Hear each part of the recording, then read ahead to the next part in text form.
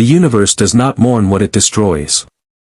It simply moves on, indifferent to the civilizations it swallows, the peoples it erases, the lights it extinguishes between one moment and the next.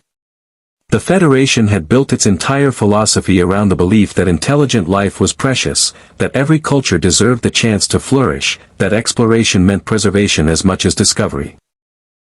In the 200 years since Zephram Cochrane broke the warp barrier over Montana, humanity had encountered species that defied imagination, beings of pure energy, civilizations older than Earth's sun, predators that hunted starships the way wolves hunted deer. Starfleet had protocols for all of them. Contact procedures. Diplomatic frameworks. Escalating response doctrines refined through decades of hard experience. None of those protocols had been written for what Outpost 7 detected on stardate 2847.6. The outpost sat at the ragged edge of Federation space, a lonely installation of 43 personnel perched on an asteroid in the Shackleton Expanse, tasked with long-range sensor sweeps and subspace relay maintenance. It was unglamorous work, the kind assigned to junior officers with ambition and senior officers whose ambitions had quietly expired. Lieutenant Commander Vasquez had been running the night watch for 11 months without incident when her long-range array registered an anomaly that made every instrument on her board scream simultaneously. It began as a gravitational event, a tearing, the sensor said, a shearing of spacetime consistent with a wormhole collapse, but 3 orders of magnitude more violent than anything the Federation's models predicted was possible. The rift opened like a wound, ragged-edged and burning, pouring exotic radiation across 17 sensor bands at once. Vasquez ordered an immediate priority transmission to Starfleet Command and reached for the emergency beacon before she had finished reading her own data. Then the ships came through. Not one. Not a dozen. 41 vessels of completely unknown configuration, tumbling out of the rift in loose formation, their hulls scorched to the color of old blood, trailing atmosphere and debris and the flickering signatures of failing shields. They were not Federation design, not Klingon, not Romulan, nothing in Outpost 7's recognition database matched their silhouettes. Some were enormous, the size of heavy cruisers, their hulls plated in irregular geometric panels that Vasquez would later learn were designed to shed blaster cannon fire. Others were smaller, faster looking, built like knives. All of them were damaged. Several were barely moving under their own power. 2, as Vasquez watched her display in stunned silence, went dark entirely and began to drift. The rift sealed itself 40 seconds after the last ship cleared it. The exotic radiation faded. The gravitational shearing subsided. What remained was 41 alien vessels hanging in Federation space like the aftermath of a catastrophe that had happened somewhere else entirely, survivors of something Vasquez's instruments could not begin to quantify. She was still composing her report when one of the vessels turned toward Outpost 7 and began to close. If you want to see more characters enter the Star Trek universe, hit that subscribe button and drop the name of a character you'd want to see in the comments below. Live long and prosper. The USS Enterprise dropped out of warp 4 hours later, arriving ahead of the 3 additional vessels Starfleet Command had dispatched and carrying orders that Captain James T. Kirk had already read twice and found deeply unsatisfying. The orders were simple. Assess the unknown fleet, determine intent, and ensure the security of Federation space. What they did not say, what they never said in Kirk's experience, was how to do any of those things when the entity you were assessing had just watched its entire universe die. Because that was what the data suggested. Spock had spent the transit from their previous position running analysis on Vasquez's sensor records, and his conclusions, delivered in the measured cadence that meant he found the implications deeply uncomfortable even by Vulcan standards, painted a picture that sat in Kirk's stomach like cold iron. The rift's radiation signature is consistent with a large-scale cascade failure of spacetime continuity, Spock said, standing at the science station with his hands clasped behind his back, the blue light of his viewer reflecting off his face. Not a wormhole. Not a standard dimensional anomaly. The most accurate description available in our scientific vocabulary would be a terminal collapse, the end state of a universe undergoing irreversible structural failure. Kirk had stood at the center of his bridge and absorbed that. Around him, the Enterprise hummed with the quiet efficiency of a crew that had learned not to show fear in front of their captain. Uhura kept her eyes on her communications console.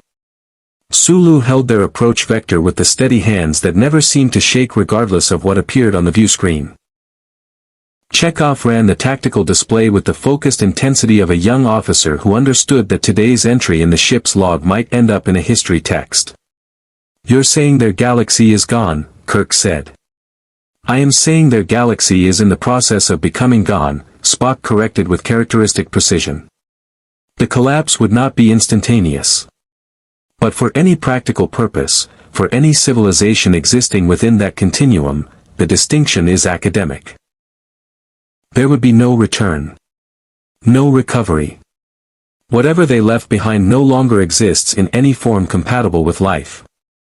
Kirk looked at the view screen, where the unknown fleet hung against the stars like scattered embers. 41 ships. He had already asked Spock to estimate crew complements based on hull volume analysis and had not liked the answer. 10,000, perhaps. 15 at the outside. The survivors of something that had no name in Federation science because nothing in Federation science had ever ended this completely. "Hailing frequencies," he said. Uhura turned from her console. "I've been attempting contact since we dropped out of warp, Captain." 17 different frequencies across the standard diplomatic spectrum. No response. She paused. "Though I am detecting internal communications traffic on their vessels. They know we're here. They're choosing not to answer," Kirk said. "Or they have no means of decoding our signals yet," Spock offered. "The universal translator requires a sufficient sample of language to establish patterns. If their communications architecture is sufficiently different from any species in our database, then we do this the other way." Kirk straightened in his chair. "Sulu, move us to within 2 kilometers of the lead vessel. Slow and steady. Let them see we're not maneuvering to attack." He paused. "And raise shields, but don't power weapons. I want to look cautious, not threatening." "Aye, Captain." The Enterprise moved forward. On the view screen, the lead vessel resolved from a damaged silhouette into something Kirk could study. A ship unlike anything in his experience, its hull plated in those strange geometric panels, its engines a design he couldn't parse, its profile suggesting a civilization that had solved the problems of propulsion and armor through paths entirely different from the Federation's. It was beautiful in the way that weapons are sometimes beautiful, all-purpose and severity, stripped of anything that wasn't load-bearing. Then the lead vessel's forward bay opened, and something launched from it. Small, fast, humanoid in scale, trailing fire from a pack on its back, and arrowed directly toward the Enterprise's hull. Not 1. 20. Kirk was on his feet before Chekhov finished calling the alert. "Red alert." Kirk's voice cut across the bridge as the amber lighting shifted to the deep crimson of combat stations. "Chekhov, track those contacts." "Spock, I need to know what I'm looking at." Chekhov's fingers were already moving across his console, his young face tight with concentration. 22 contacts, Captain. Small, maneuverable, each one approximately the size of a single humanoid. They are flying, sir. Under their own power. Closing on our hull at high speed. Jetpacks, Sulu said quietly, and there was something almost like wonder in his voice beneath the professional calm. They're using jetpacks. Kirk moved to the view screen, watching the small figures arc across the black toward the Enterprise with the practiced precision of a military unit that had done this 10,000 times. They weren't erratic. They weren't panicked. They were in formation. 2 flanking groups of 8 and a central element of 6, converging on the secondary hull with a geometry that suggested they had already identified where they wanted to be. "They're heading for the secondary hull access points," Spock confirmed, his voice carrying the particular quality of a man reading data he finds instructive. "Junction points B7 through B12. Captain, those are maintenance access hatches, not primary entry points.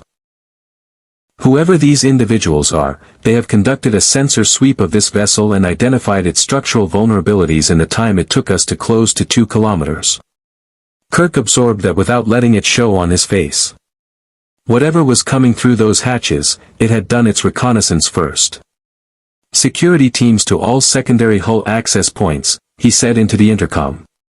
Stun settings only. Nobody fires unless fired upon.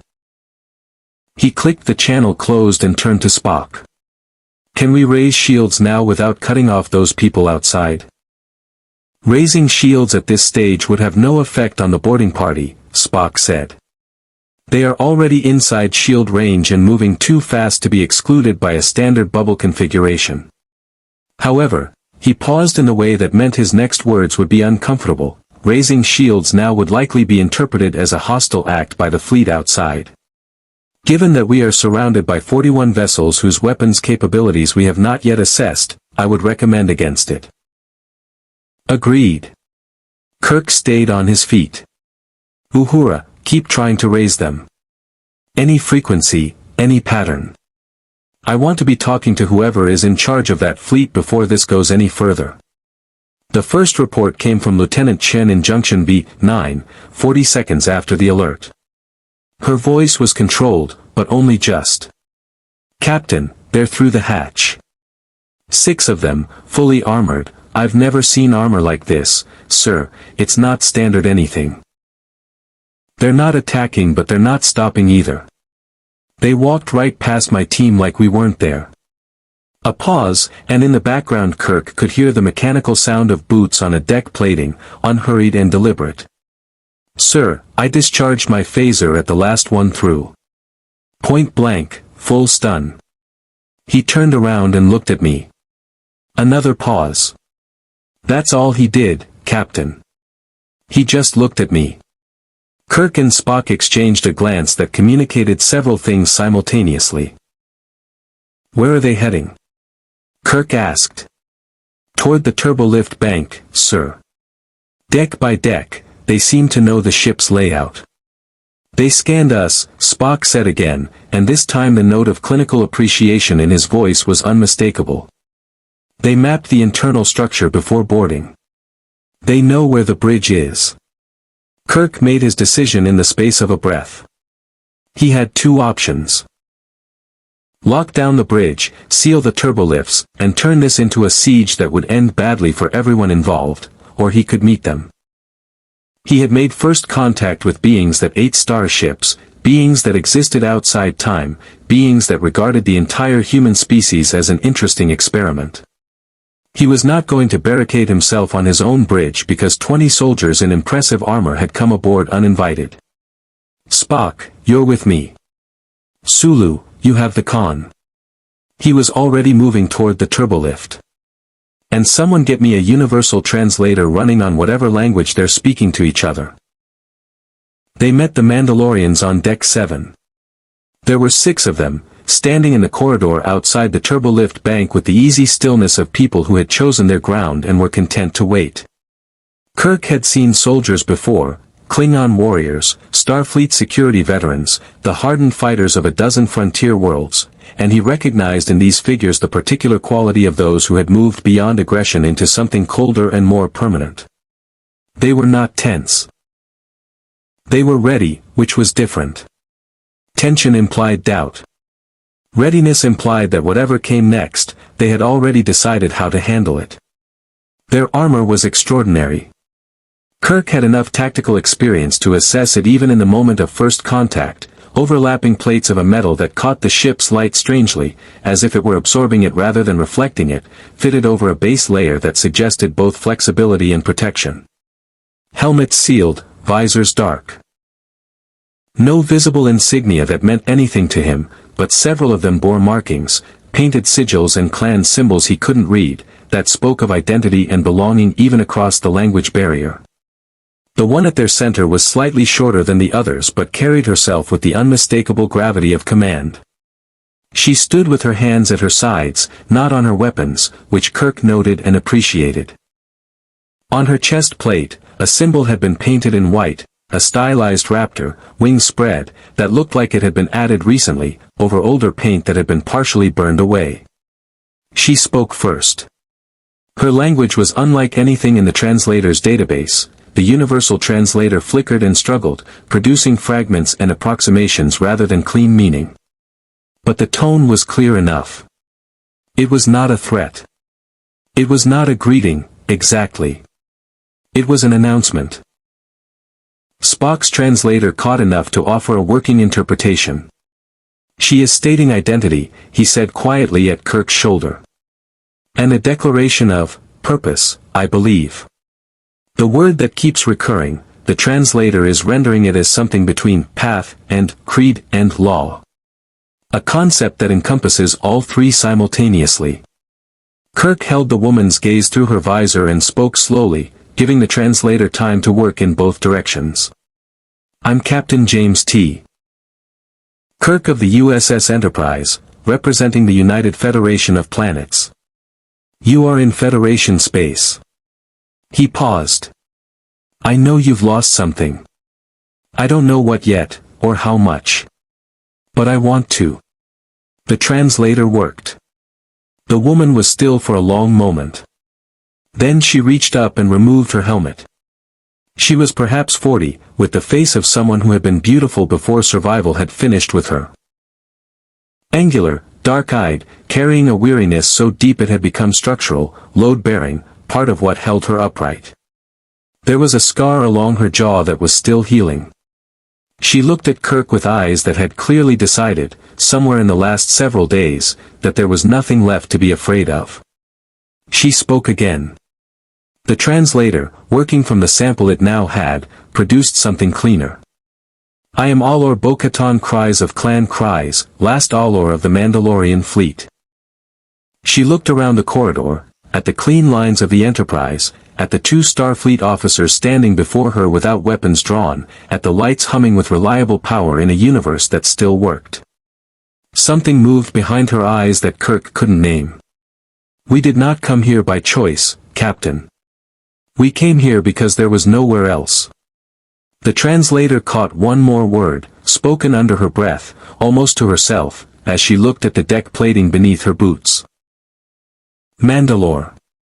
The briefing room off Deck 5 had hosted conversations that shaped the course of Federation history, negotiations with Klingon commanders, first contact protocols with species that had never seen a human being, the quiet impossible discussions that happened after battles that should have been lost.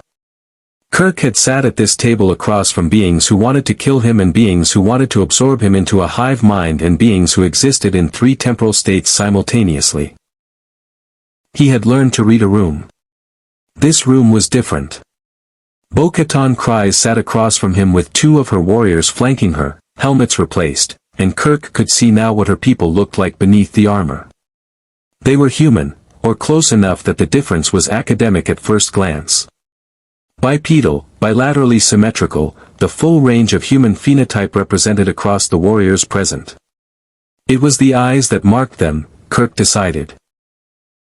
Not the color or the shape but the quality, a focused, evaluating stillness that never fully disengaged, that was always measuring distances and angles and the space between one moment and the next. These were not people who had ever learned to feel entirely safe indoors. McCoy sat at Kirk's right, which was less a medical necessity than a diplomatic one. Bones had a gift for humanity that no amount of Vulcan precision could replicate, and Kirk wanted Bo-Katan to see a face that was simply, straightforwardly concerned for her. Spock sat at Kirk's left, working a handheld scanner with the practiced subtlety of a man who knew he was being watched and had decided transparent honesty was the better policy. He made no effort to conceal the device. One of Bo-Katan's warriors tracked it with his eyes and said something in Mandoe that the translator caught as an approximate warning. Spock acknowledged it with a nod and placed the scanner on the table face up, a gesture that seemed to land correctly. The universal translator had been running continuously since the corridor encounter, and it was finding its footing. The grammar of Mandoe was not radically unlike structures the translator had encountered before. Direct, functional, weighted toward action and object rather than abstraction. The translation was still imperfect, still occasionally producing approximations where precision was needed. But it was good enough for the conversation that had to happen now. "Tell me about your galaxy," Kirk said. Bo-Katan looked at him for a moment before answering, and in that moment Kirk had the impression of a person deciding how much truth was tactically advisable. And then, visibly, deciding that tactics no longer mattered enough to bother with. "It ended," she said. "Not at once. These things never happen at once." She folded her hands on the table, gauntlet still, armor on, a boundary she had clearly decided to maintain. There was a war. There had always been wars. But this was different. A weapon, we called it the Maw, because that is what it looked like when they fired it.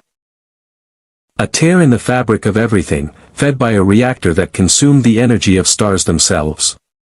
Whoever built it, we never learned who, not in time, they had found a way to make space itself the casualty. She paused. The first system it took was on the outer rim. We thought it was contained. We thought we had time. You didn't, McCoy said quietly. No, her voice was flat. Not emotionless. Kirk could hear the architecture of grief beneath it, solid and enormous, the way you can hear the foundations of a building even when all you can see is the surface. It spread along hyperspace lanes. Every jump made it worse, the geometry of faster-than-light travel fed the cascade. Within 6 standard months, entire sectors were gone. Not destroyed. Gone. Removed from the structure of space-time as if they had never been. She looked at the tabletop. Mandalore fell on the 214th day. The room was quiet. Even the ambient hum of the ship seemed to soften. How many? McCoy asked. Of Mandalorians?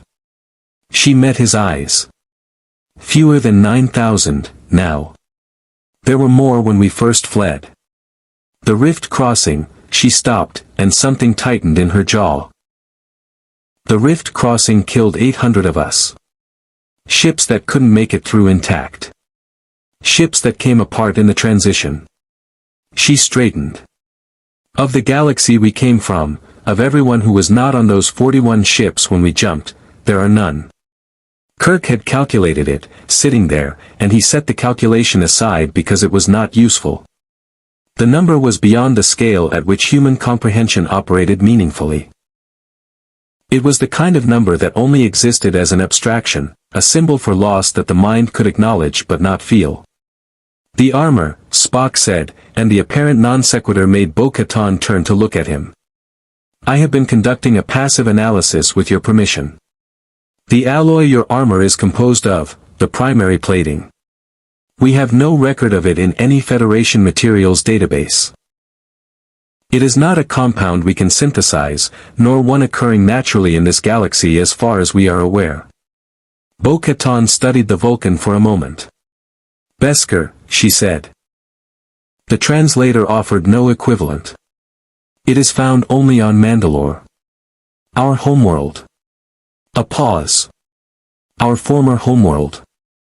It appears to have significant resistance to directed energy weapons, Spock continued. Lieutenant Chen's phaser discharge at close range produced no measurable effect on the plating. Phasers, one of the other warriors said, the younger one, scarred along his temple, who had been silent until now. He said it the way you say a word you've just learned, turning it over. Your weapons. Energy discharge weapons. We have those also. He glanced at Kirk with something that was not quite hostility and not quite respect but was moving in both directions simultaneously. Beskar turns them. All of them? Kirk asked. The warrior smiled for the first time. It was not a comfortable smile. We have not found one yet that it does not. Kirk filed that information in the part of his mind reserved for facts that required significant tactical recalibration and kept his expression neutral. McCoy was less successful. Kirk could see the doctor working through the implications and not enjoying the destination. Your fleet, Kirk said, returning to Bokeatan. 41 ships. What are their armaments? Sufficient, she said. That's not an answer. No, she agreed. It isn't. She looked at him steadily. Captain Kirk. You are wondering whether we are a threat to your Federation. I understand this. It is the correct question to ask when 41 unknown warships appear in your territory. She leaned forward slightly. I will answer it honestly. 3 days ago, my fleet crossed a rift between a dying galaxy and this one. We lost 800 people in the crossing. My warriors have not slept in 72 hours. Our medical supplies are insufficient for our wounded. 4 of our ships are running on emergency power only. She held his gaze. We are not in a condition to threaten anyone. But I want you to understand something, Captain, before we discuss what happens next. Kirk waited. We are Mandalorian, she said. Every one of the 9,000 people on those ships has survived things that should have killed them. Every one of them has lost their world, their history, their families, and in most cases everyone they have ever loved. She said it without drama, as a statement of fact the way gravity is a statement of fact. We did not survive all of that to be turned away. We did not cross the end of our universe to be told there is no room. Her dark eyes were steady and entirely serious. We need a world, Captain. A planet. Somewhere to set down our ships and take off our helmets and bury our dead properly. For the first time something shifted in her expression, something that was not tactical and not diplomatic and was simply, rawly human. We have earned that. Whatever it costs us. We have earned that. Kirk looked at her for a long moment. Then he looked at Spock, who gave him the microscopic elevation of one eyebrow that meant this is outside my ability to resolve with logic alone. Then Kirk looked back at Bo-Katan Kryze, the last Alor of a dead galaxy, sitting in his briefing room in borrowed light, and he said the only thing he could say that was both honest and useful. I believe you, he said. Let me make some calls. The calls did not go well. Kirk had expected resistance from Starfleet Command. Resistance was Command's default position on anything that hadn't been anticipated by existing regulations, and 41 alien warships materializing in the Shackleton Expanse was emphatically not covered by existing regulations. What he hadn't expected was the speed of it, the flat certainty in Admiral Comack's voice when the transmission connected, as if the decision had been made before Kirk finished his report. Your orders are to maintain distance from the unknown fleet and await reinforcements, Comack said. His image on the view screen had the particular quality of a man who had already convened an emergency session and emerged from it with conclusions he found uncomfortable but actionable. 3 additional vessels are en route to your position. ETA 14 hours. You are not authorized to make any commitments on behalf of the Federation regarding territorial claims or settlement rights. Admiral, these people have lost everything. Captain Kirk. Comack's voice carried the weight of a man invoking rank not as a formality but as a wall. What you are describing is a fleet of unknown military vessels with weapons that apparently defeat our standard armaments, crewed by a warrior culture with no existing diplomatic relationship with the Federation, requesting territorial concessions in Federation space. I don't care how sympathetic their story is. Until we know more, they are an unknown threat, and you will treat them accordingly. The channel closed. Kirk stared at the blank screen for 3 seconds, which was approximately how long it took him to decide that Comack's orders were correct in principle and insufficient in practice, and that the gap between those two positions was exactly where this situation was going to fall apart. He was still working through the problem when Uhura's voice came over the intercom with the particular careful neutrality she used when delivering news she knew he wouldn't like. Captain, I'm picking up a new contact on long-range sensors. Bearing 227 Mark 14, coming in fast. A pause. It's Klingon, sir. A D-7 battle cruiser. And it's not responding to hailing frequencies. Kirk was on the bridge in 90 seconds. The D-7 was running at full combat speed, its distinctive silhouette resolving on the view screen with the unhurried menace of a predator that had decided not to bother with patience. Behind it, sensor returns showed 2 more contacts, birds of prey, smaller and faster, flanking the cruiser in a loose hunting formation.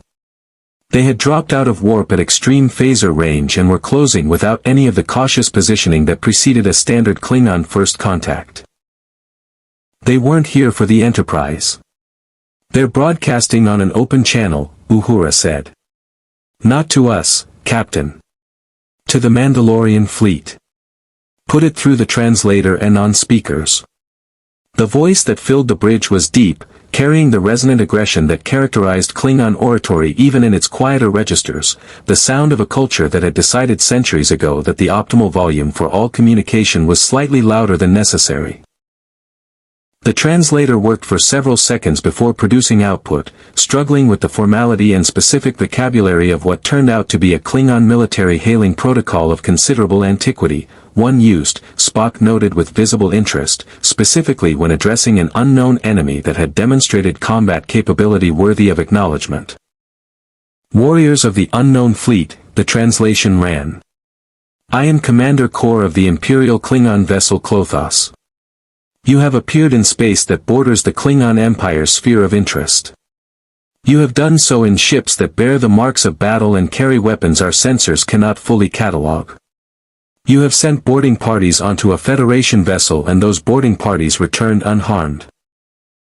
A pause that managed to convey satisfaction across 2 languages and an unknown number of light years. We have been watching you for 6 hours. We wish to speak, warrior to warrior. Without the Federation present. The bridge was very quiet. He's been watching for 6 hours, Sulu said. Cloaked, Spock confirmed. The birds of prey decloaked simultaneously with the D7's transmission. They were maintaining observation positions at 340 Mark 7 and 015 Mark 22. Directly opposite each other, optimal coverage of the Mandalorian fleet sensor blind spots.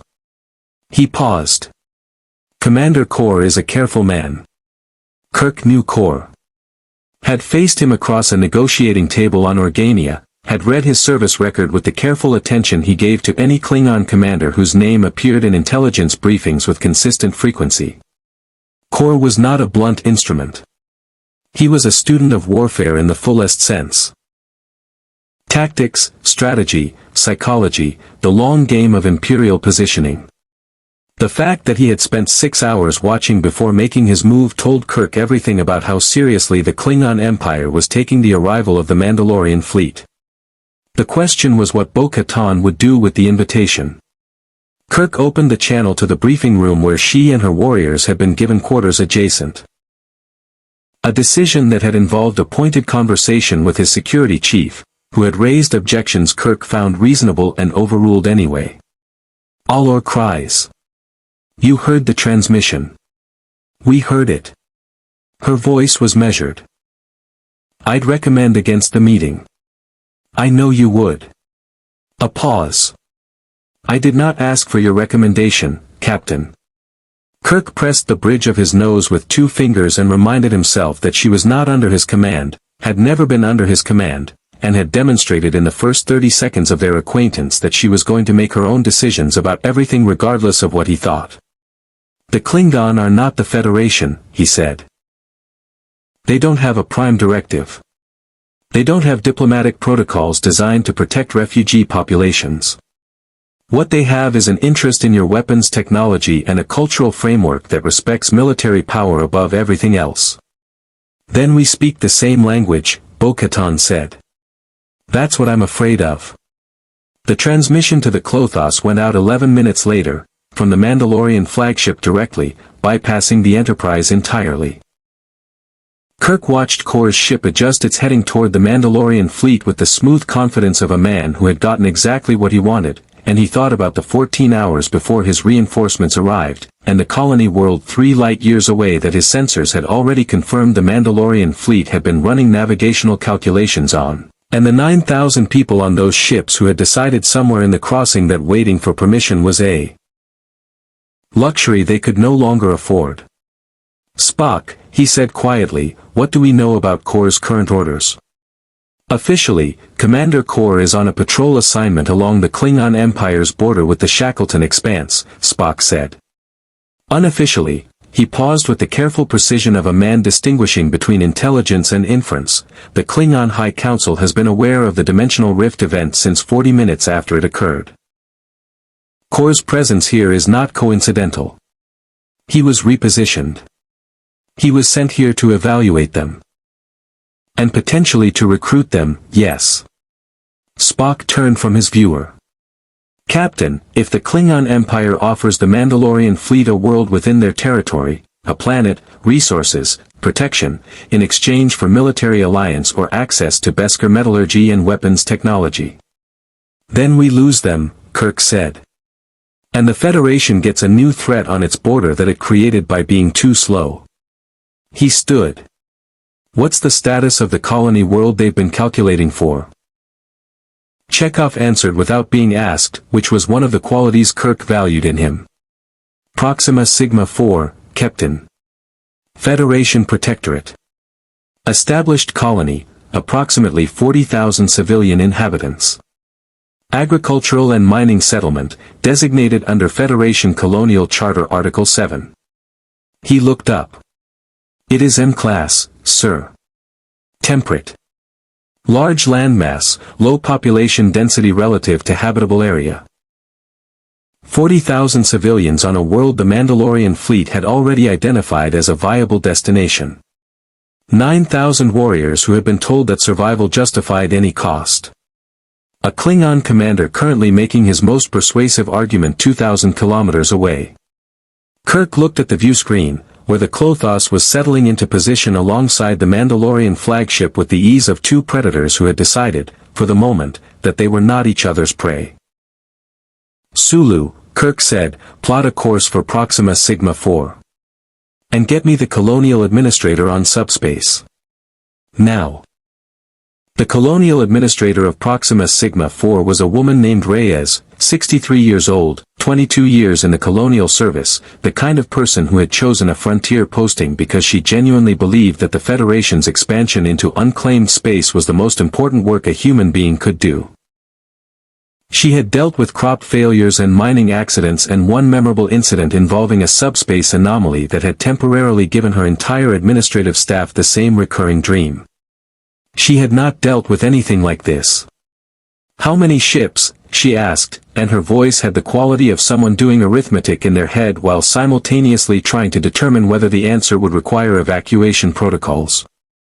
41, Kirk said. But Administrator, I want to be clear.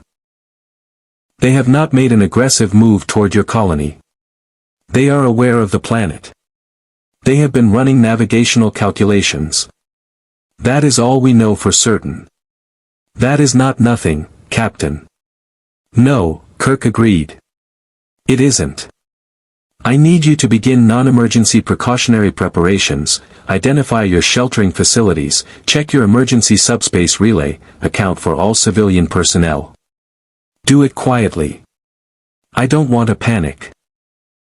Reyes looked at him through the view screen with the expression of someone who had just been told to be calm about something that was not calm.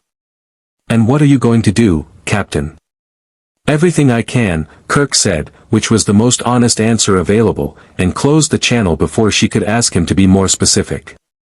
The Enterprise was already at warp, running at factor 7 toward Proxima Sigma 4 on the theory that being present was better than being responsive. Spock had calculated that the Mandalorian fleet, running at their observed maximum sublight speed, was approximately 19 hours from the colony, assuming they moved directly there from their current position, which assumed the meeting with Kor hadn't altered their calculus in ways Kirk couldn't yet see. 17 variables in a situation that rewarded certainty, and Kirk had approximately none of it. He went to find Bokeatan. She was in the corridor outside the quarters he'd assigned to her senior warriors, standing with her arms crossed and her helmet under one arm, looking out the observation port at the stars streaking past in warp. She heard him coming, he had noticed that about her, that she always heard people coming, that some part of her was always performing a continuous audit of her immediate environment, and turned before he reached her. You're going to the colony world, she said. Yes. To warn them. To prepare them, Kirk said carefully. There's a difference. She looked at him with the expression of someone who had decided not to argue the distinction. How many people live there? 40,000. She was quiet for a moment. Outside the observation port, the stars made their silent transit. We number less than 9,000, she said. Every one of them a warrior, a craftsperson, a healer, a child. 9,000 people who know 47 generations of history by heart because they memorized it on the ships when there was nothing else left to carry. She looked at the stars rather than at him. We are not asking to take their world from them, Captain. We are asking to share it. The planet you call Proxima Sigma 4 has a habitable landmass of approximately 300 million square kilometers. 40,000 people occupy perhaps 1% of that. You've done the math, Kirk said. We have been doing the math since before we crossed the rift, she said. We are not barbarians. We do not want to displace your colonists. We want land that is not being used, resources that are not being claimed, space enough to put down our ships and build something that is ours. She turned to look at him directly. We have looked at every planet in range of our fleet's current fuel reserves. Proxima Sigma 4 is the only M-class world within reach that could support our population. Kirk heard the shape of what she wasn't saying. Your fuel reserves, he said. How limited are we talking? The slight pause before she answered told him more than the answer did. The crossing burned more than we calculated. The rift was resistant. It took more to push through than our engineers projected. She met his eyes.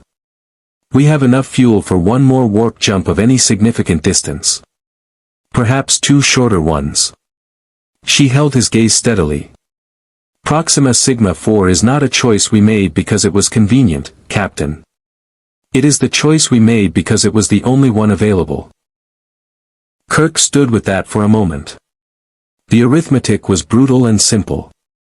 9,000 people, 1 warp jump worth of fuel, 1 M-class planet within range.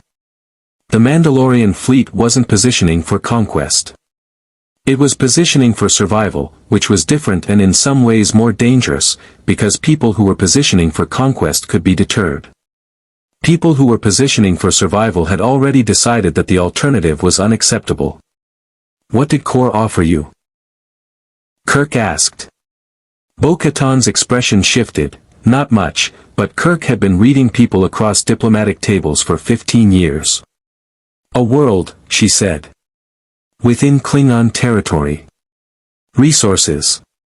A trade agreement for Beskar production rights. She paused. And a war. A war. He offered us an enemy, she said, with something in her voice that was not quite contempt and not quite understanding but contained elements of both. The Klingon are engaged in ongoing border conflicts with 3 separate powers along their expansion frontier. Core proposed that in exchange for territory and resources, Mandalorian warriors would serve as an auxiliary combat force in those conflicts. She looked at Kirk steadily. He called it an alliance. He framed it as an honor. But? Kirk said. But we did not cross the death of our galaxy to become someone else's soldiers, she said, and the flatness in her voice was absolute. We have been used as weapons before. By the Empire. By those who thought our armor and our creed made us tools to be pointed at problems. Something moved in her eyes that was old and specific and had clearly been the source of significant personal cost. We are done with that. We want a home. Not a war. Kirk studied her. You turned Core down. I told him we would consider it, she said, with the careful precision of a diplomat who had learned diplomacy from necessity rather than inclination. I did not turn him down.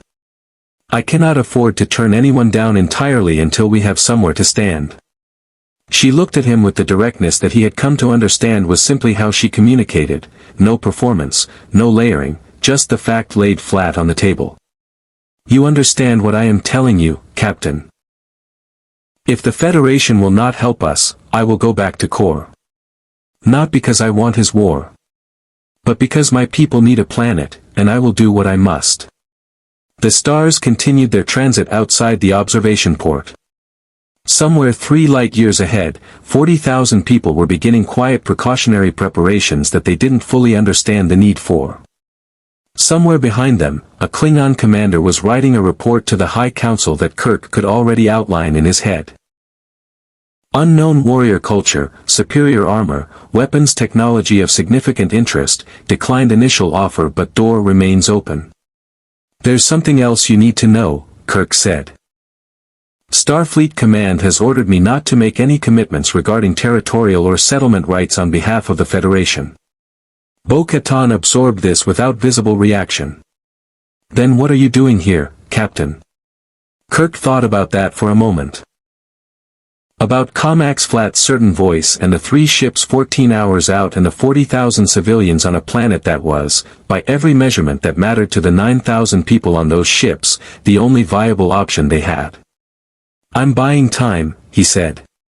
For both of us. She looked at him for a long moment. Then she put her helmet back on with the smooth practiced motion of someone who had been doing it since childhood, and the dark visor sealed, and whatever was in her expression disappeared behind it. Then I suggest you spend it wisely, she said, and walked away down the corridor. The Romulan warbird had been there for 9 hours before Spock found it. It was not, he explained to Kirk with the careful precision of a man acknowledging a professional failure, that their cloaking technology had improved beyond the Enterprise's ability to detect.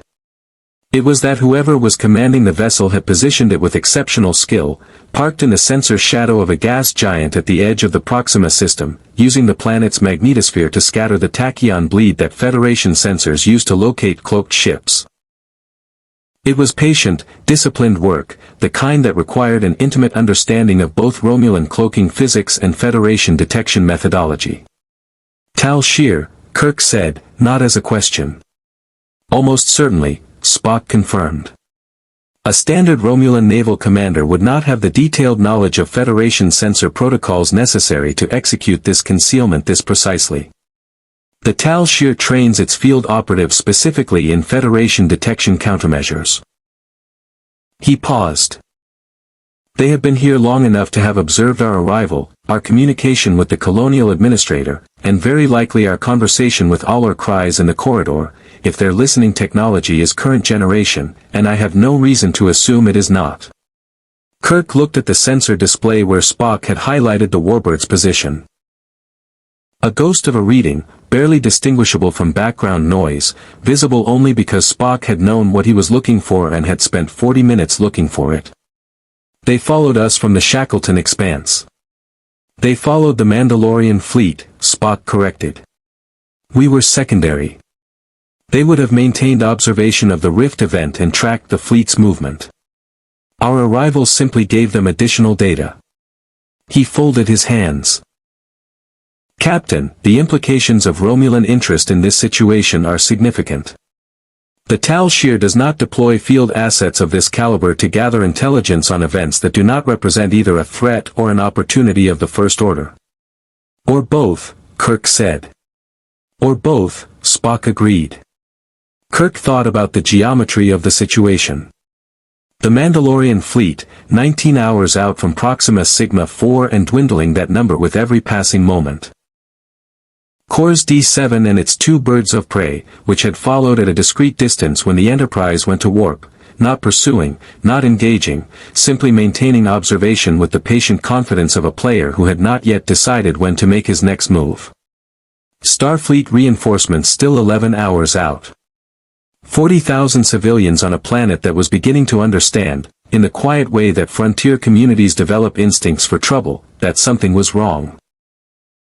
And now a Romulan intelligence vessel sitting in the dark, watching all of it with the careful acquisitive attention of an institution that had turned patience into doctrine. Options, Kirk said. Regarding the Romulans specifically, Spock said, we have 3. We can acknowledge their presence. A direct hail would force them to either respond or withdraw, removing the ambiguity of their intentions but potentially accelerating whatever action they are contemplating. We can continue to behave as if we have not detected them, preserving our informational advantage but allowing their observation to continue. Or. He paused with the slight wait that meant the third option was the one he found most interesting. We can use their presence. Use it how? The Romulans are here because they want something, Spock said. Most probably Beskar.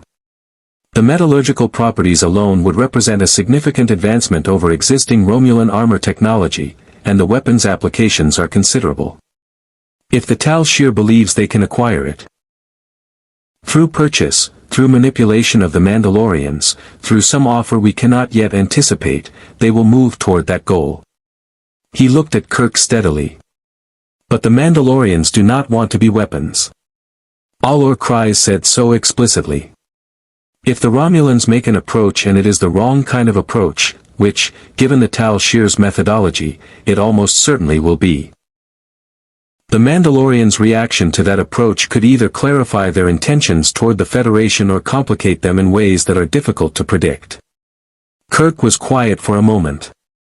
You're suggesting we let the Romulans make their pitch. I am suggesting that the Romulans making their pitch and the Mandalorians responding to it will tell us more about where Alor Kryze's priorities genuinely lie than anything we could learn through direct negotiation, Spock said. Actions under pressure are more revealing than statements in briefing rooms. It was, Kirk reflected, a very Vulcan piece of advice, using someone else's manipulation as a diagnostic tool. He didn't entirely like it, because it involved doing nothing while a Tal Shiar operative worked on people who had already been through enough. But he also recognized that Spock was right, and that recognizing when Spock was right was one of the more consistently useful skills he had developed in 3 years commanding the Enterprise. Keep them on passive sensors, Kirk said. Don't signal that we found them. And get me everything in the database on current Tal Shiar field commanders operating in this sector. The Romulans moved 6 hours later. They didn't decloak. Instead, a narrowband transmission went out from the Warbird's position. Tight beamed, precisely targeted at the Mandalorian flagship, on a frequency that was not Romulan standard and not Federation standard but was apparently one the Tal Shiar used for communications they preferred not to have intercepted. It was, Uhura noted with the professional appreciation of someone who respected craft even when she didn't respect its application, extremely good work. She intercepted it anyway, because Uhura was better at her job than the Tal Shiar had apparently accounted for, and routed it through the translator with the quiet efficiency that made Kirk occasionally reflect that the Enterprise's communications officer was probably the most underestimated person on his bridge. The message was brief. It identified the sender as a representative of parties with significant resources and interest in the Mandalorian people's situation. It expressed sympathy for their loss. It noted that the Federation, despite its stated values, was not currently authorized to offer what the Mandalorians needed, and that Klingon offers came with obligations that a proud warrior culture would find ultimately constraining. It suggested that there existed a third option, discreet, resourced, and not encumbered by either Federation bureaucracy or Klingon martial culture, and requested a private meeting at coordinates 3 light hours from Proxima Sigma 4. It did not mention Beskar. It didn't need to. Bo-Katan's response came back on the same frequency 40 minutes later, and Uhura intercepted that too. The translator produced it in full. Kirk read it twice. It said, "We know what you want. We know what you are. The answer is no. Do not contact us again." Kirk read it a third time and felt something in the tense arithmetic of the situation shift slightly. Not resolve, not simplify, but shift, the way a physical weight shifts when you understand its distribution better. Bo-Katan had turned down Kor's war and the Tal Shiar's manipulation within 12 hours of each other. She was not being indiscriminate. She was not grasping at whatever was offered. She was making choices, specific choices, and the pattern of those choices pointed somewhere. He went back to his command chair and sat with it for a while, watching the stars and the sensor display and the distant ghost of the Romulan warbird that was now, according to Spock's passive tracking, adjusting its position, moving, slowly and carefully, not away from Proxima Sigma 4 but toward a new observation post closer to the planet. They hadn't given up. They had simply recalculated. How long before the Mandalorian fleet reaches weapons range of Proxima Sigma 4? Kirk asked. At current speed, Chekhov said, approximately 9 hours, 20 minutes, Captain. And our reinforcements? 8 hours, 50 minutes. Kirk looked at the view screen. The math was close enough to be dangerous. The fleet arriving at the colony roughly 30 minutes after Starfleet backup, which meant 30 minutes during which the Enterprise alone stood between 41 Mandalorian warships and a planet full of civilians. Except that the Enterprise's phasers couldn't penetrate Beskar armor, which meant any confrontation would be asymmetric in ways that made Kirk deeply reluctant to contemplate it. He needed a different solution. He needed it in the next 9 hours. Spock, he said, I want a complete analysis of what the Federation can actually offer the Mandalorians within the scope of COMAC's restrictions. Not what we're authorized to promise. What we could theoretically deliver if the right people made the right decisions. He paused. I want to know what a reasonable case looks like. What a good argument looks like. What, specifically, I would need to say to make Starfleet Command understand that this situation has exactly one solution that doesn't end with people dead on both sides. Spock raised an eyebrow. You intend to exceed your orders. I intend to make my orders irrelevant by changing the context in which they were issued, Kirk said. There's a difference. Spock considered this for 3 seconds. That distinction is somewhat finer than the one you offered Alor Kryze earlier regarding warning versus preparation. It is, Kirk agreed. Get me the analysis, Spock. The analysis took Spock 4 hours, which meant it was finished with 5 hours remaining before the Mandalorian fleet reached Proxima Sigma 4, and 4 hours before the Starfleet reinforcements arrived. Kirk read it in his quarters with coffee going cold on the desk beside him, and when he finished he sat for a long time looking at the bulkhead with the expression of a man who had been handed a solution and was trying to determine whether he had the authority to use it. The answer Spock had produced was elegant in the way that solutions are elegant when they resolve multiple constraints simultaneously. Under Federation Colonial Charter Article 12, Subsection 4, a provision written 40 years ago to address the resettlement of Corridan refugees following a civil conflict. The Federation Council had the authority to designate uninhabited or underpopulated regions of established colony worlds as protected resettlement zones for displaced populations meeting specific criteria. The criteria were, proven inability to return to origin point, population below 20,000, demonstrated peaceful intent, and willingness to operate under Federation law during a probationary period of no less than 5 years. The Mandalorians met 3 of the 4 criteria without ambiguity. Their origin point was gone. Their population was well below 20,000. And Bo-Katan had demonstrated, twice in the last 12 hours, a willingness to choose restraint over expediency when offered alternatives that violated her principles. The 4th criterion, demonstrated peaceful intent, was the one that required work. Kirk drafted his transmission to Starfleet Command with the care he usually reserved for documents that were going to be read by admirals who were looking for reasons to say no. He laid out the legal framework first, then the tactical reality, then the humanitarian case, and finally, because COMAC responded to arguments framed in terms of Federation security more reliably than arguments framed in terms of Federation values, the strategic implications of the alternatives. A Mandalorian fleet allied with the Klingon. Beskar metallurgy in Klingon hands. Tal Shiar operatives continuing to circle a population of 9,000 technologically sophisticated warriors who had already demonstrated they could defeat standard Federation weapons. He sent it and waited.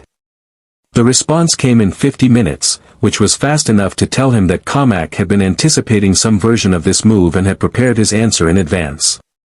It was not the answer Kirk wanted, but it was not entirely the answer he had feared either.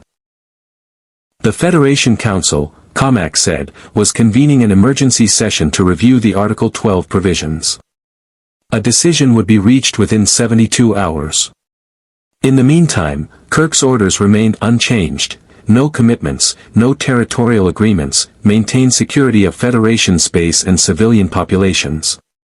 72 hours. The Mandalorian fleet was 5 hours out. Kirk was still working through the arithmetic when his comm badge signaled. Uhura, on the bridge, with the particular careful neutrality that meant something had happened that required his immediate presence. He was in the turbolift before she finished the sentence. The bridge had the quality of a room in which everyone was doing their job with great concentration as a means of managing the fact that something was wrong. Sulu's hands were on the helm with the stillness of a man who had decided not to move until he was told to. Chekhov's tactical display was running continuous updates. Spock was at his science station with his back straight and his attention fully engaged. On the view screen, one of the Mandalorian ships was no longer where it was supposed to be. "Report," Kirk said, moving to his chair. 30 minutes ago, one of the smaller Mandalorian vessels, a mid-range craft, approximately destroyer class, broke from the main fleet formation and went to maximum sublight speed, Spock said. It is currently 6 hours ahead of the main fleet. At current velocity it will reach Proxima Sigma 4 in approximately 2 hours and 40 minutes. Kirk looked at the display. One ship. One ship, Spock confirmed. Running without communications traffic. It has not responded to our hails or to transmissions from the Mandalorian flagship. Bo-Katan didn't authorize this, Kirk said. The pattern of communications traffic from the flagship in the 30 minutes since the vessel broke formation suggests not, Spock said carefully. There has been a significant volume of internal Mandalorian communications that the translator is characterizing as urgent and, in several instances, angry. Kirk was already opening the channel to Bo-Katan before Spock finished. She answered immediately, which told him she had been waiting for his call. "I know," she said, before he could speak. Her voice had a quality he hadn't heard in it before. Not quite anger, not quite something else, but tight, controlled, the voice of a person managing a crisis and deeply unhappy about its source. Alor Daven. Clan Rook. He lost his entire bloodline in the crossing, his wife, his children, 3 generations of his family. A pause. He has been difficult since we came through. I should have anticipated this. What is he going to do when he reaches the colony? Kirk asked. A silence that lasted exactly long enough to tell him the answer was not going to be reassuring. He is going to land, Bo-Katan said. He is going to claim ground. He is going to plant a Mandalorian flag on Federation soil and dare anyone to remove him. Another pause. He has 43 warriors aboard that ship. They are loyal to him personally and they are like him. They have nothing left that is not the creed and the armor and the desire to put their boots on solid ground and not move again. Kirk thought about 43 warriors in Beskar armor, phasers that couldn't touch them, 40,000 civilians, and the Starfleet reinforcements that were still 4 hours out. I need you to stop him, Kirk said. I am aware of what you need, Captain, Bo-Katan said, and now the tightness in her voice had an edge that was something like frustration directed inward, the particular quality of a leader who understood that the hardest battles were always the ones fought within your own lines. I am also aware that if I move against Daven publicly, if I send ships to intercept him, if I am seen to act at Federation request against my own people, I lose half the fleet. There are others who feel as he does. They are following my lead because they believe I will get them what they need. If they see me choosing the Federation over Mandalorian blood. I understand the position, Kirk said. Do you? She said it without heat. A genuine question. Kirk thought about the times he had been ordered to act against people he was responsible for. The times the right decision and the necessary decision had pointed in different directions. Well enough, he said. What can you do? I can go myself, she said. Alone. One ship. Not as an act of Federation compliance, as an Alor dealing with a problem within her own fleet. If I reach him before he lands, she stopped. If I reach him before he lands I can talk to him. I know Daven. I have known him since before Mandalore fell the last time. He is not a murderer. He is a man who has lost everything and is trying to make something solid out of grief. Her voice shifted, briefly, just for a moment, into something unguarded. I know what that feels like. Then go, Kirk said. I'll keep the Enterprise between the colony and the main fleet. There is one more thing. She said it with the weight of someone who had been deciding whether to say it for the last several minutes. Daven is not the only problem. 3 of the other clan Alor have been in private communication for the last 2 hours. I do not have the content of those communications. I have suspicions about their direction. What kind of suspicions? The kind that suggest that if I leave the main fleet to go after Daven, someone may decide my absence is an opportunity, she said flatly. I am asking you something I do not ask easily, Captain. I am asking you to watch my fleet while I am gone. Not to threaten them. Not to position aggressively. Simply to be present, a reminder that the Federation is here and is paying attention, without making it feel like a cage. Kirk heard what she was actually asking, underneath the tactical framing. She was asking him to protect her people from themselves. From the decision that grief and exhaustion and the terrible weight of being the last of something might push them toward if no one was watching. You have my word, Kirk said. She cut the channel without another word. On the view screen, a single ship detached from the Mandalorian fleet 30 seconds later and accelerated hard, angling past the Enterprise at close range. Close enough that Kirk could see the hull markings, the scorched panels, the evidence of a crossing that had cost more than fuel. Then his board lit up with 3 simultaneous alerts. The Romulan warbird had decloaked. Core's D7 had gone to battle speed. And from somewhere in the depths of the Mandalorian fleet, a weapons lock had just painted the Enterprise. 3 simultaneous crises had a clarifying effect on Kirk's thinking. He had noticed this about himself years ago, that the moments when everything went wrong at once were paradoxically the moments when his mind worked with the greatest economy, stripping away everything that wasn't immediately load-bearing and operating on what remained with a precision that calmer moments rarely produced. It was not a quality he was entirely comfortable with. It suggested something about what he was optimized for that didn't sit easily alongside his belief in diplomacy and reason. But it was what it was, and right now it was useful. Chekhov, identify the vessel that has us locked, he said, his voice carrying the particular flatness of command under pressure. Aye, Captain. Chekhov's hands moved fast. It is the 3rd vessel in the Mandalorian formation, a mid-range cruiser. Hull designation matches Clan Awad markings in our database. The lock is active but they have not charged weapons to firing threshold. A warning, then. Not an attack. Someone in that fleet making a statement about what happened if Kirk moved against Bo-Katan's departure. Sulu, hold position. Don't maneuver, don't raise shields. Kirk was already turning to the next problem. Spock, the warbird. Decloaked at bearing 114 Mark 7, Spock said. A vast Elitham-class vessel, Tal Shir configuration, confirmed by hull markings. They are broadcasting on open frequencies. He paused. Captain, they are not transmitting to us. Who then? To the Mandalorian fleet. And to Commander Kor simultaneously. Spock turned from his viewer with the expression he wore when Data was producing conclusions he found operationally significant. They are broadcasting the content of their earlier intercepted transmission, the one Bo-Katan declined. But they have amended it. They are now including sensor data. What sensor data? Sensor data demonstrating the approach vectors of the incoming Starfleet reinforcements, Spock said. With a Tal Shir analytical overlay characterizing the reinforcement fleet as a containment force rather than a diplomatic escort. He paused. They are telling the Mandalorians that Starfleet is coming to trap them. And they are telling Kor that the Federation is moving to secure the Mandalorians before the Klingon Empire can establish a relationship with them.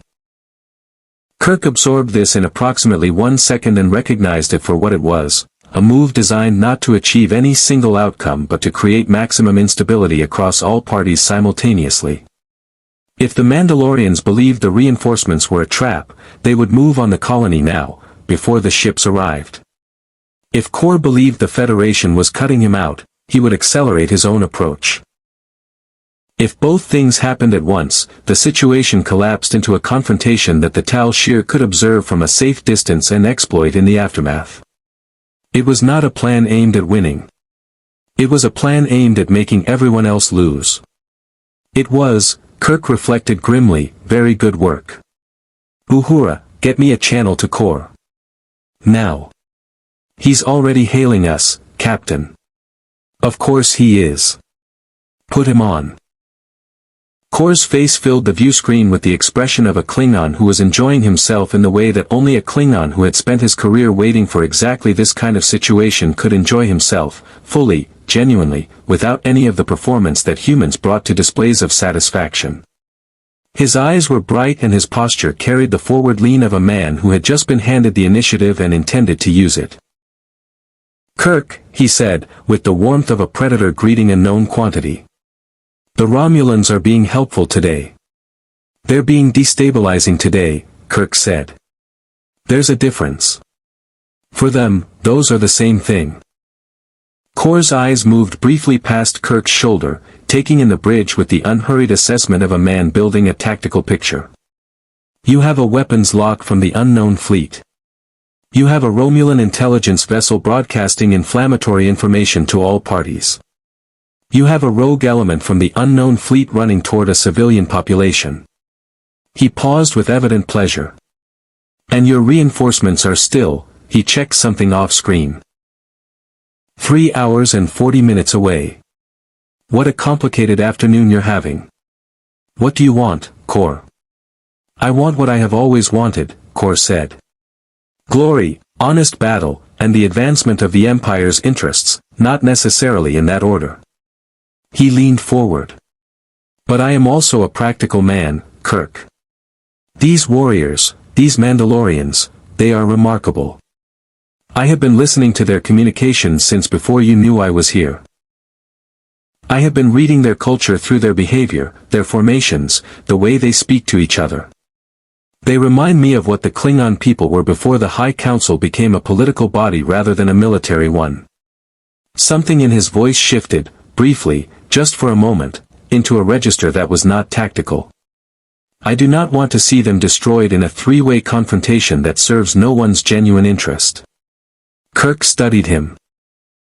That's not what you told your D7 to do when you went to battle speed.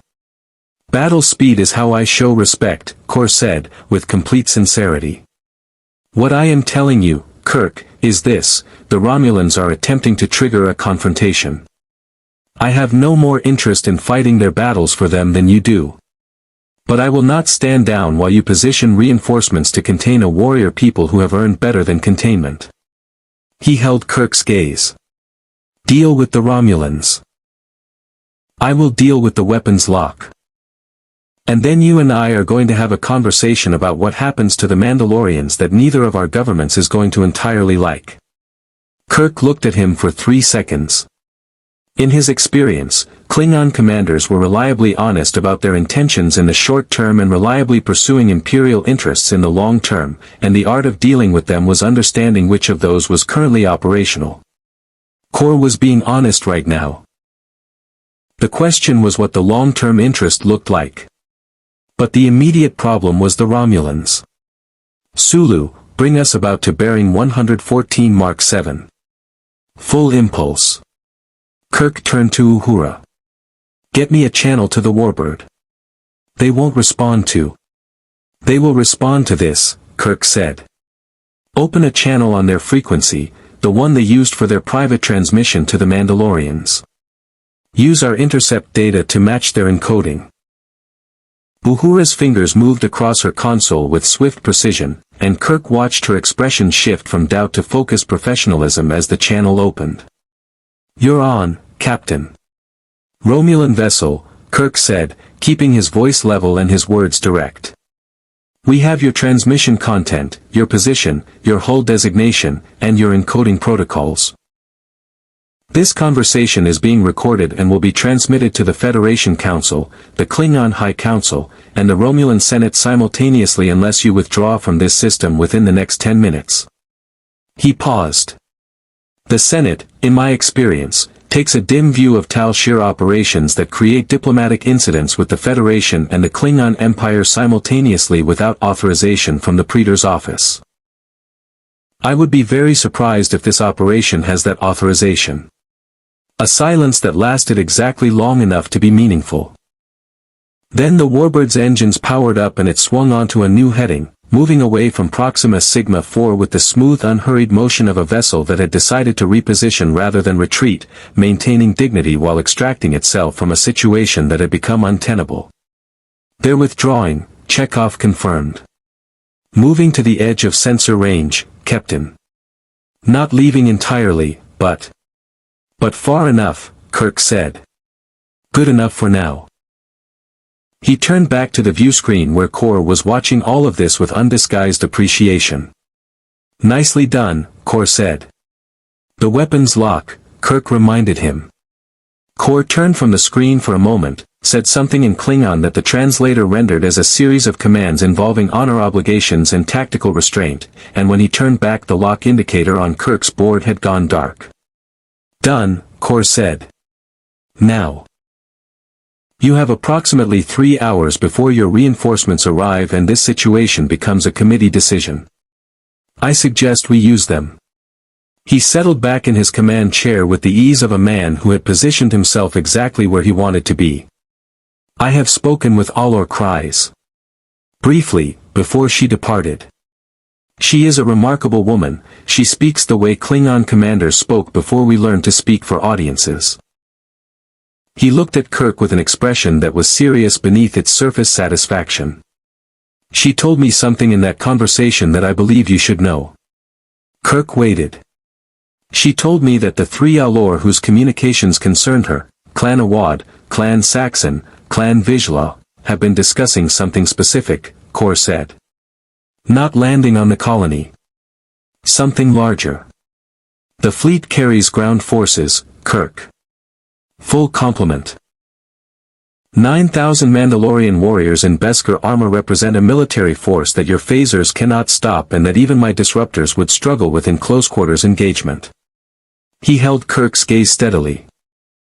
If those 3 Alor move to take the colony by force while Bokeatan is away from the fleet, not to share the land, but to claim it entirely, you have 1 ship and 2.5 hours before any help arrives.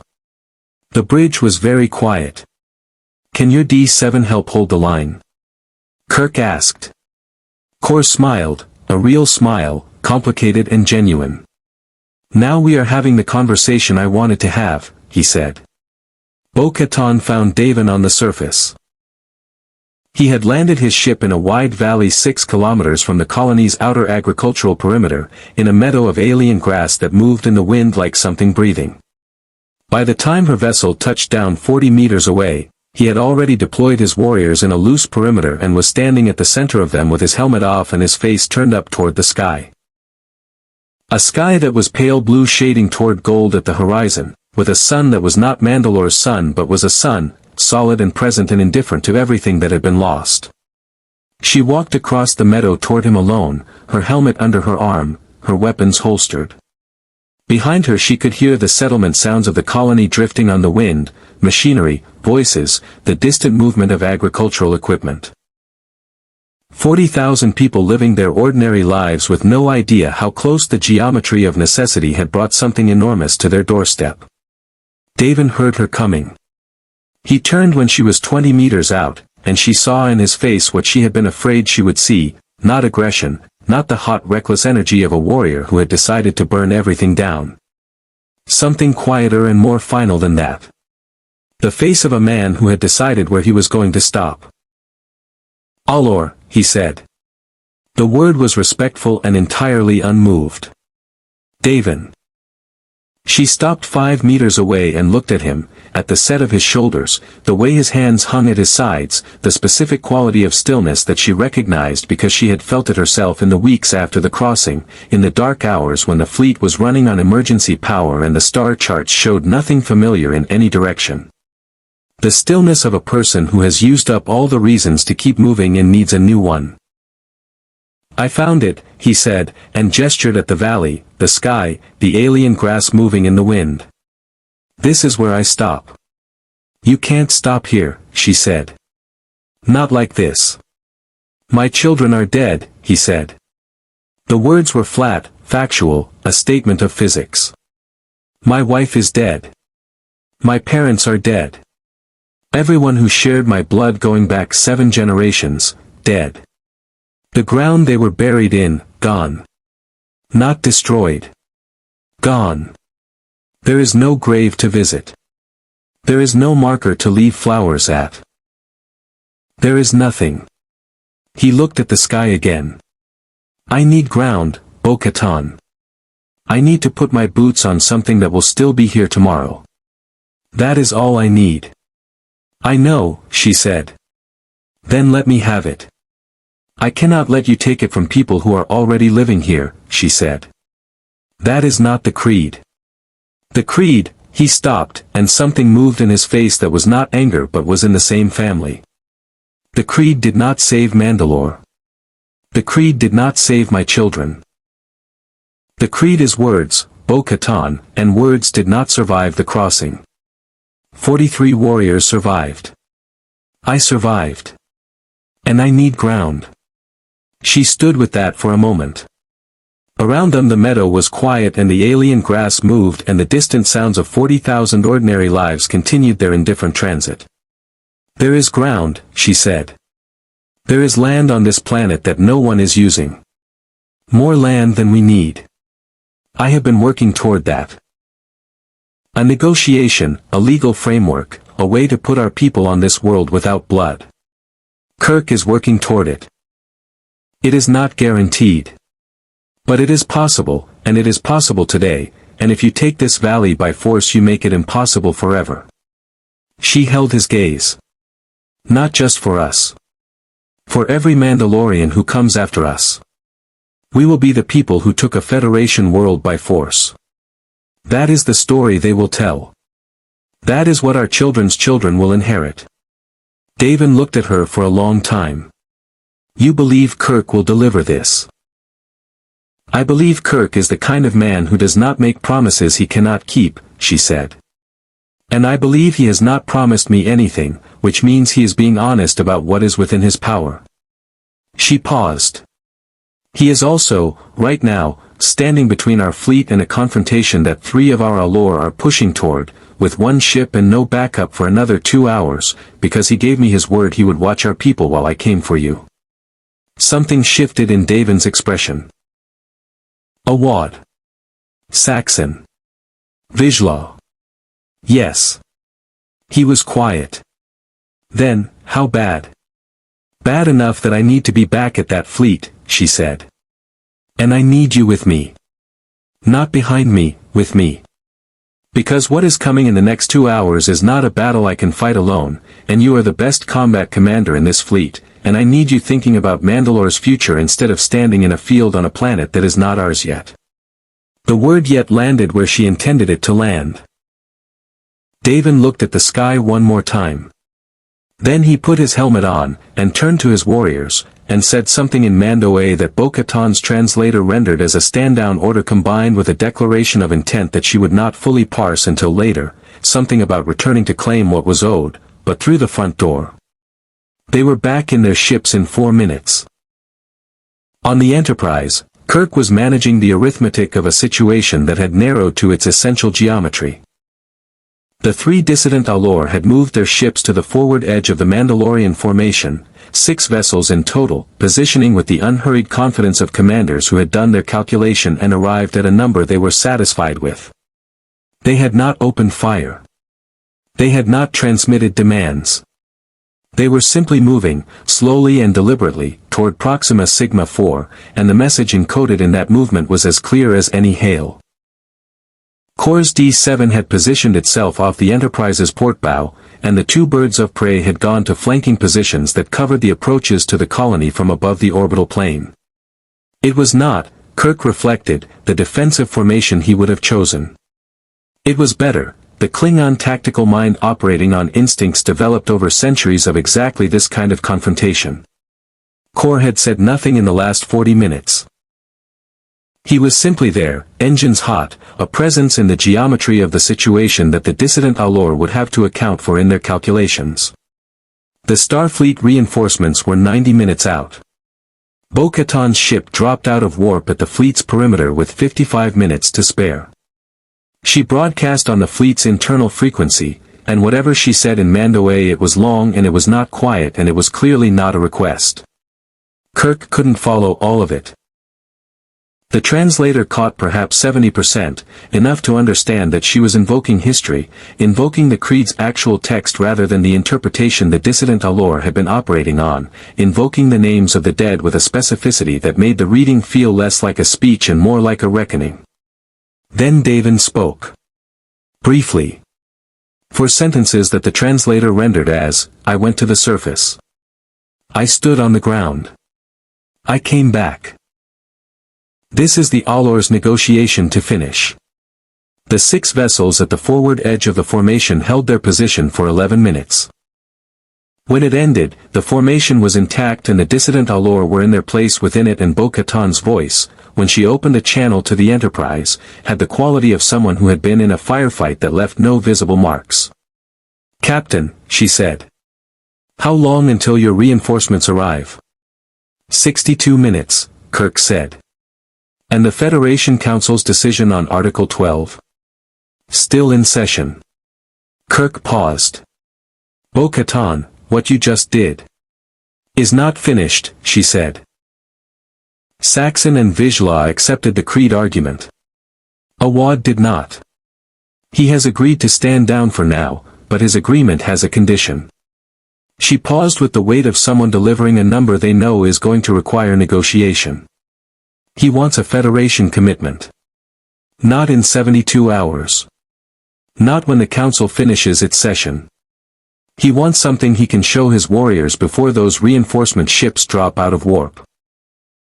Something that tells them the fleet they are about to see arrive is an escort and not a wall. Another pause. He is not wrong to ask for it, Captain. If those ships arrive and nothing has changed, I cannot hold the formation a second time. Kirk looked at the view screen. 62 minutes. A Federation Council in session on a decision that its own legal framework supported but its political instincts resisted. 9,000 people in 41 ships, watching the stars for the shape of what came next. He opened a channel to Starfleet Command and asked for Admiral Comac. When Comac appeared on screen, Kirk did not give him time to speak first. Admiral, I need you to listen to me very carefully, he said. And then I need you to make a call to the Federation Council. Comac listened. It was not, Kirk would reflect afterward, that the Admiral was persuaded by the humanitarian argument. Comac was not a cold man, but he was a bureaucratic one, and bureaucratic men processed humanitarian arguments as variables in a risk equation rather than as moral imperatives in their own right. What persuaded Comac was the strategic picture laid out with Spock's precision in Kirk's presentation, the Tal Shiar warbird still sitting at the edge of sensor range, watching. The Klingon D7 currently serving as a de facto Allied vessel in defense of a Federation colony world, which created an obligation and a precedent that cut in multiple directions simultaneously, the Beskar metallurgy question, which Spock had framed not as a weapons acquisition issue but as a materials science relationship that the Federation would benefit from enormously if it were built on trust rather than leverage. And most precisely, the 43 warriors who had landed on Federation soil and then stood down voluntarily, returned to their ships, and rejoined the negotiation rather than beginning a war. That last detail landed where Kirk had intended it to land. Demonstrated peaceful intent. The fourth criterion, provided not by a statement in a briefing room but by a man who had lost everything standing in an alien meadow and choosing to come back anyway. The channel to the Federation Council went through Comac's office 18 minutes after Kirk's transmission, and the Council's emergency session shifted from deliberation to decision with the particular acceleration that political bodies achieve when the facts on the ground have overtaken the comfort of process. Kirk was not on that call. He learned its outcome 41 minutes later, with 21 minutes remaining before the reinforcement fleet arrived, when Comac reopened the channel with the expression of a man who had accomplished something he was not certain he approved of and had decided to approve of it anyway. The Article 12 designation was conditionally approved. Proxima Sigma IV's northern continent. Largely unclaimed, geologically stable, with 3 major river systems and a temperate climate zone covering approximately 60 million square kilometers, was designated a protected resettlement zone for the Mandalorian people, pending a 5-year probationary agreement under Federation law and a formal treaty negotiation to begin within 30 standard days. The colonial administration would retain full governance of the existing settlement territories. The Mandalorian community would operate under their own internal governance, their creed, their clan structure, their Alor system, within the resettlement zone, with Federation oversight limited to the treaty's specific provisions. It was not everything. It was not permanent. It was a conditional answer to an unconditional need, which meant it was political rather than just, and which meant that the work of making it real and lasting would take years and would be harder than the crisis that had produced it. But it was ground. Kirk delivered the news to Bo-Katan himself, on a direct channel, watching her face as the translator finished rendering the council's decision. She was still for a long moment. Behind her he could see 2 of her senior warriors, and he watched them process it, the slight shift in posture, the specific quality of stillness that changes when the thing you have been braced against is no longer coming. Bo-Katan said nothing for several seconds. Then she said, in Mandoe, something the translator rendered simply as it is enough. Not triumphant. Not relieved. The voice of someone who has been carrying a weight for so long that setting it down feels strange, who needs a moment to understand what their hands are for now. There will be conditions I don't like, she said. Yes, Kirk agreed. There will be Federation officials who will test our patience and our creed in ways that will require significant restraint. Also yes, Kirk said. And the treaty negotiation will be, she paused, choosing the word, contentious.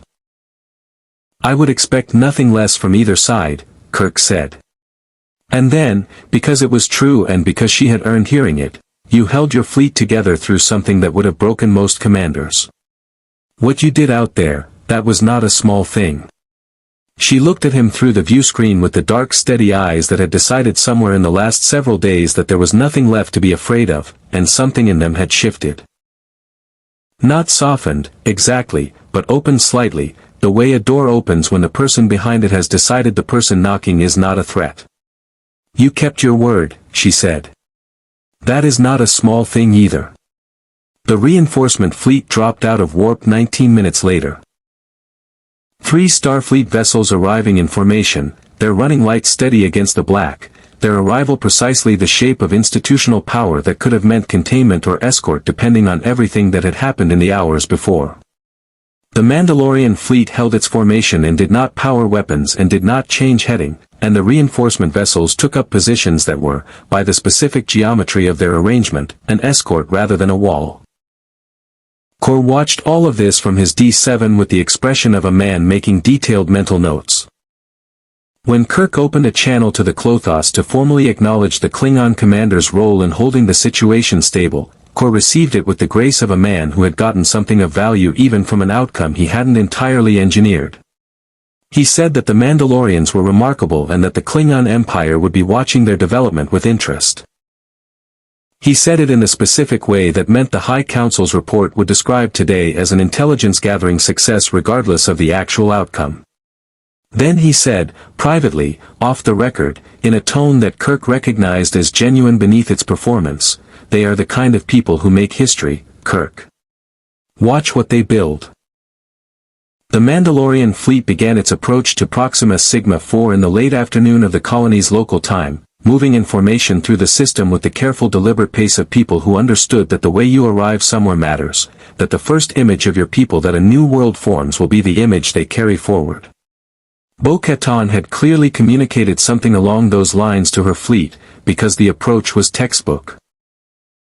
No aggressive maneuvering, no weapon signatures, nothing that read as anything other than a people coming in from the cold.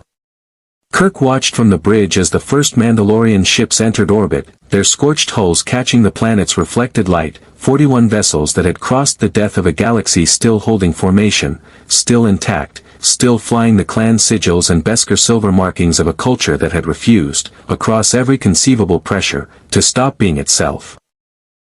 He thought about Daven standing in the meadow with his face turned up toward an alien sun. He thought about Bo-Katan choosing to come back to the fleet when she could have let the confrontation happen and managed the aftermath. He thought about 9,000 people who had memorized 47 generations of history on ships because there was nothing else left to carry, and who were now, for the first time since their galaxy ended, descending toward ground. Spock appeared at his shoulder with the quiet arrival that meant he had something to say that wasn't strictly tactical. "Captain. The northern continent's largest river system, the one running through the primary resettlement zone." He paused. The Colonial Survey teams named it 20 years ago, but the name was provisional and has not been formally registered with the Federation Cartographic Service. Kirk looked at him. "Spock. It would require only a standard cartographic amendment," Spock said, with the careful neutrality of a Vulcan who had decided that logic and sentiment were, in this specific instance, pointing in the same direction. Kirk looked back at the view screen, where the Mandalorian fleet was completing its orbital insertion with the precision of warriors who did everything with precision because precision was what the creed required, because if you were going to do a thing, you did it completely, you did it right, you did it in a way that could be remembered. "File the amendment," Kirk said. "Call it the Mandalore River." The Mandalorians came to the Star Trek universe as refugees, but they did not arrive as supplicants. They arrived as what they had always been, a people defined not by territory or government or the continuity of a homeworld, but by something older and more durable than any of those things. The creed. The armor. The choice, made and remade across generations of catastrophe, to remain Mandalorian in the face of everything that tried to make them otherwise. What Proxima Sigma 4 gained that day was not a problem solved.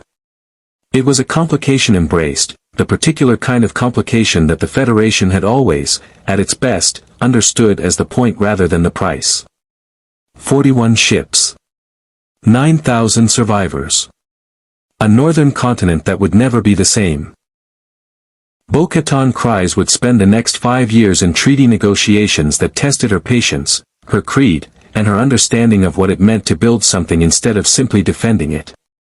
Daven would plant the first marker in the resettlement zone, a Beskar stake driven into the river valley's soil with the ceremony his people used to claim ground that was theirs. The Mandalore River would appear on Federation star charts within the month.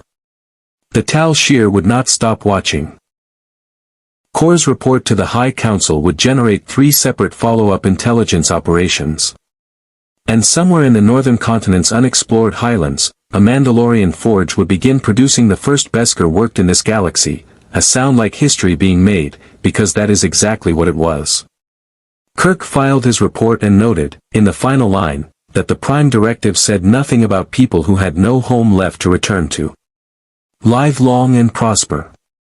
More stories await.